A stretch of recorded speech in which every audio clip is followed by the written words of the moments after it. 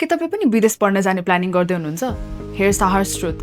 Visa reject, offer delay अनि unnecessary stress चाहिँ धेरै जसो मार्क्सले होइन, टर्म्स नबुझेको कारणले हुन्छ। आजको भिडियोमा हामी कुरा गर्नेछौँ नेपाली विद्यार्थीले विदेश जानुभन्दा अगाडि बुझ्नै पर्ने 10 वटा टर्म्स।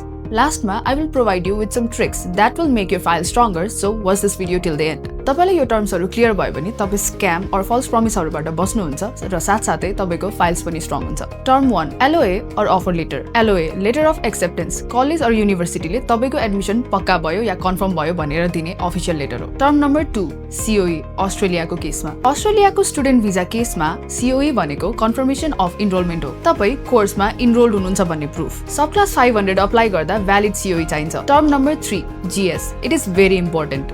GS भनेको जेन्युइन स्टुडेन्ट रिक्वायरमेन्ट हो। अस्ट्रेलिया स्टुडेन्ट भिजामा तपाईको स्टडी इन्टेन्ट जेन्युइन छ कि छैन भनेर इभ्यालुएट गर्ने पार्ट हो। अनलाइन एप्लिकेसन फर्ममा GS क्वेशन्सहरु हुन्छन्। तपाईको ब्याकग्राउन्ड, स्टडी चोइस अनि फ्युचर प्लान्सहरु लजिकल हुनुपर्छ। Term number 4 OSHC Australia health insurance. अस्ट्रेलियामा इन्टरनेशनल स्टुडेन्ट्सहरुले OSHC overseas student health cover राख्नै पर्छ, त्यो पनि स्टडी ड्युरेसन भरि। यो म्यान्डेटोरी हेल्थ कभर हो। यो पोलिसी मेन्टेन गर्नु भएन भने तपाईको भिजा रिस्कमा पर्न सक्छ। टर्म 5 CAS UK को केसमा। UK मा एप्लाई गर्ने बेलामा CAS confirmation of acceptance for studies. युनिभर्सिटीले तपाईलाई CAS रेफरेन्स नम्बर दिन्छ अनि तपाईले स्टुडेन्ट भिजा एप्लिकेसनमा त्यो नम्बर राख्नै पर्छ। टर्म 6 मेन्टेनेन्स फन्ड UK को केसमा। UK मा तपाईले स्टुडेन्ट भिजाको लागि फाइनान्शियल रिक्वायरमेन्ट्सहरु मिट गर्नुपर्छ। गभर्नमेन्ट अफ UK को अनुसार लन्डनमा £1529 per month up to 9 months र outside London £1171 per month up to 9 months requirement छ। यो अमाउन्ट अपग्रेड हुन सक्छ, त्यसैले अफिसियल साइटहरु चाहिँ चेक गर्दै गर्नु होला। Term number 7 proof of funds क्यानाडाको केसमा। क्यानाडा स्टडी परमिटमा तपाईले प्रुफ अफ फाइनान्शियल सपोर्ट दिनुपर्छ। ट्युसन, लिभिङ एक्सपेन्सेस अनि ट्राभल कभर हुने फन्ड्स। टर्म नम्बर 8 PAL और TAL क्यानाडाको केसमा। क्यानाडामा रिसेन्ट चेन्ज, धेरै एप्लिकेन्ट्सको लागि PAL और TAL रिक्वायर्ड हुन्छ। PAL provincial attestation letter, TAL territorial attestation letter.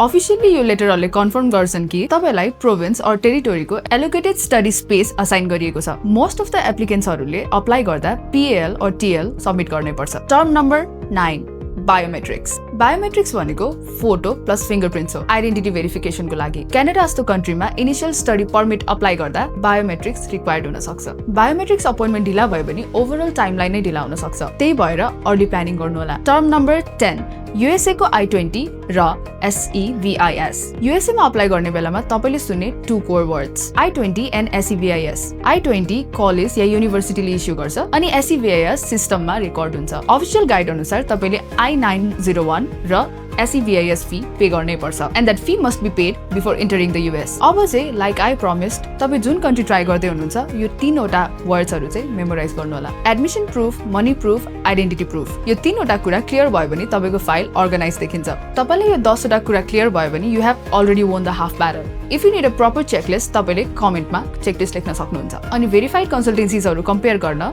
Documents track गर्न अनि इन्फर्म डिसिजन लिन मोबीको एप डाउनलोड गर्नुहोस्। Select the best to be the best. Download Mobigo app now.